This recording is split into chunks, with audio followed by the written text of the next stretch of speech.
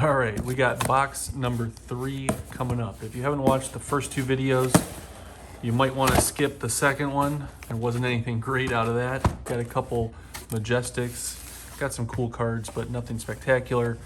If there's a video to watch so far, it's box number 1.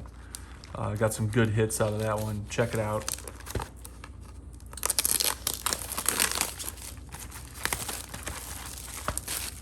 See what we got going on. We just got the one left after this one. Plenty of chances to get a Fabled. Plenty of chances to get another Command and Conquer. Here we go. Pack number 1, box 3. Here we go. Look at that, a token. Imagine that. We actually get a token. That's good. All right, Enchanting Melody. Chains of Eminence, we'll take it for super rare, and a foil common Cadaverous Contraband, and then nobody cares about the last cards. You know, that's what's different about about these packs, is that most of them just contain a bunch of chud,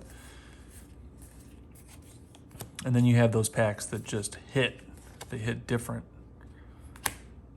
Foil common, Fervent Forerunner, and a bunch of comments.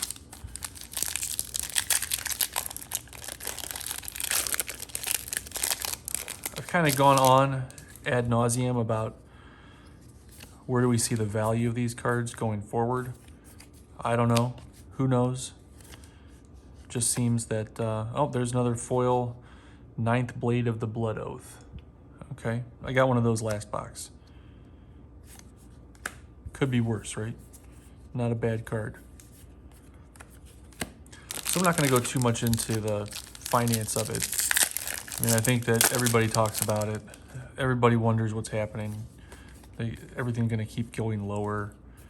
You know, it all depends on the demand. I think that as demand continues to increase, you know, we're going to see these price fluctuations because, you know, right now, if you're trying to sell a card and tons of people are buying boxes, cracking packs, you know, there's just going to be more of them on the marketplace. So that's why we've seen prices kind of go down a little bit, especially for some of the better unlimited stuff. I mean, people still want all the really good cards, of course, but I think it's going to increase once, you know, we start really getting in the thick of things with the calling. I think that's an extremely important piece to all this, is that Flesh and Blood is doing all the right things to look at that, reduce to Rune Chant, regular, and a foil.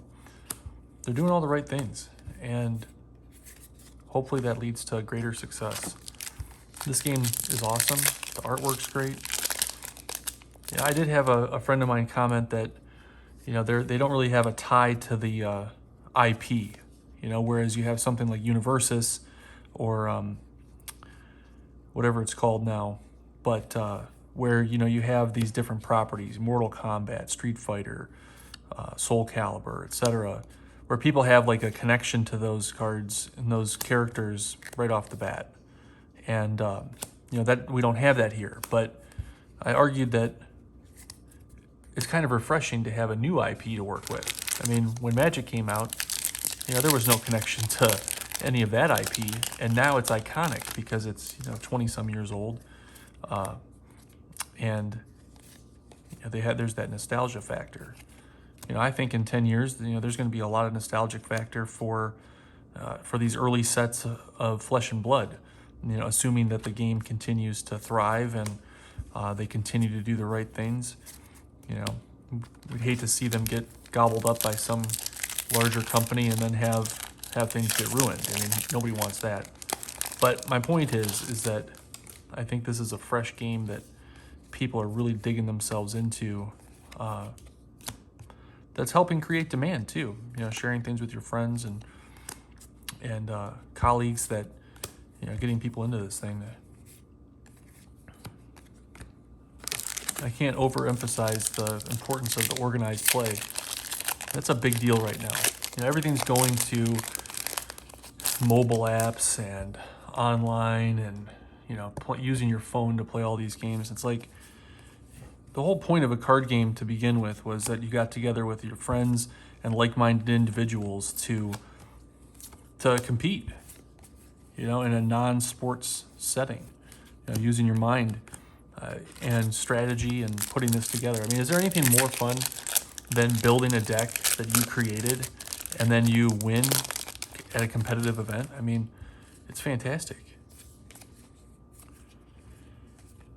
All right, we haven't had anything like crazy yet. So we're gonna keep going. I mean, was it stupid of me to just keep opening these other 3 boxes after that first box where I hit the Skull Cap and the Command and Conquer? I mean, is it stupid of me to keep opening these packs? I mean, I don't know. I don't know how strict the ratios are when it comes to these cards. You know, is it a strict ratio that you're, I mean, not guaranteed, but that you're nearly guaranteed that you're going to get a legendary in a case? Is it nearly guaranteed that you're going to get 1 fabled card in 10 cases? I mean, I don't know. I mean, it sounds like they've done a pretty good job of correlating the cards, but there's a foil Chains of Eminence. We'll take that. That's cool.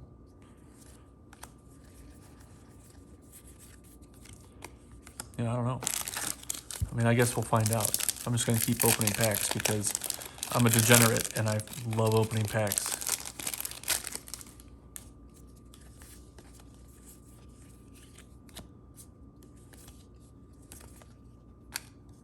Yeah, nothing too crazy yet. Still have a handful of packs to go.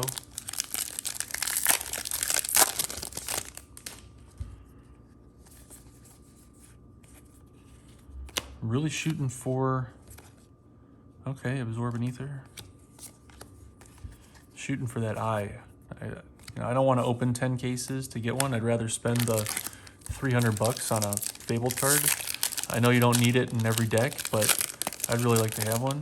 And I think that when you look at the cost of buying and cracking 10 cases, you know, which is, if you're going to call it roughly $300 a case times 10, I mean, you're call it $3,000 to open up 10 cases. You know, it'd just be better to buy the damn Fabled card for, I mean, right now you can get them from $280 to $325. I mean, those are the prices that I've been seeing over the past several days. You know, it's much better to just spend the $300. I mean, unless you, of course, you get lucky with a random box opening. I mean, I get it. I totally get it. But if you're shooting for a Fabled card, it probably makes more sense to just spend call it $300 on the 1 card versus trying to get it out of packs. I just don't think it makes a whole lot of sense to go chase for it.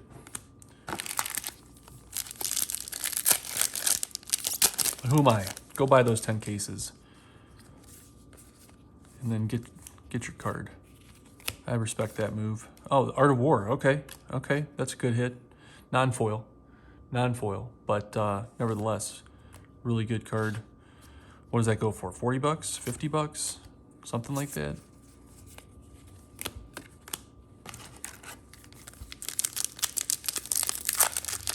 Yeah, Art of War is a good card.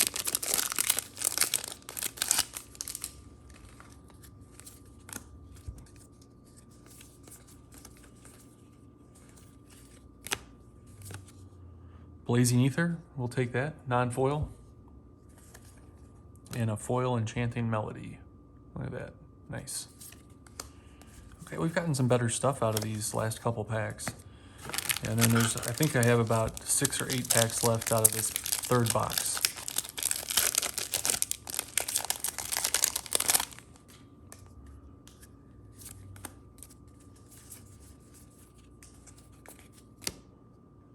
Now, I'm still developing my collection, so I don't even have everything.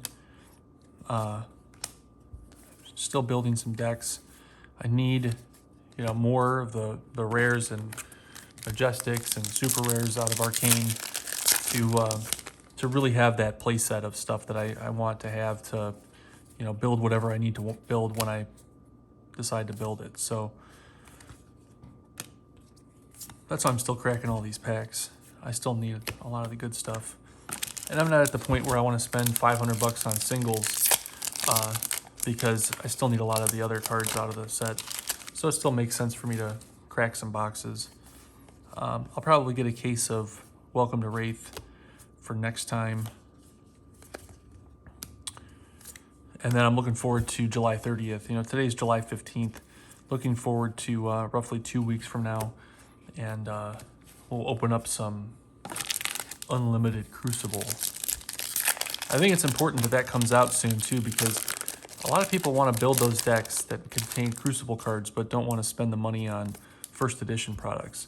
And that's one downside I see in competitive play, is that when a new set comes out and there's a premium price for the first edition cards, Spark of Genius, non-foil, that puts other people at a disadvantage if you're not willing to spend the money on the more expensive cards from a set that isn't available in Unlimited. And maybe they'll address that when it comes to tournament play, but it's just a thought that I had, that could create some issues and a higher demand for cards in first edition because they simply aren't available in Unlimited. Become the Arc Knight, all right. Ravenous Rabble. All right, last pack out of box 3.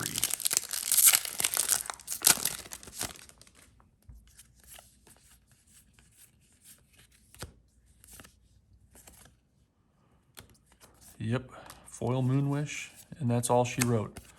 That's box 3. We've got one more to go. There we go. All right, I'll see you for box number 4.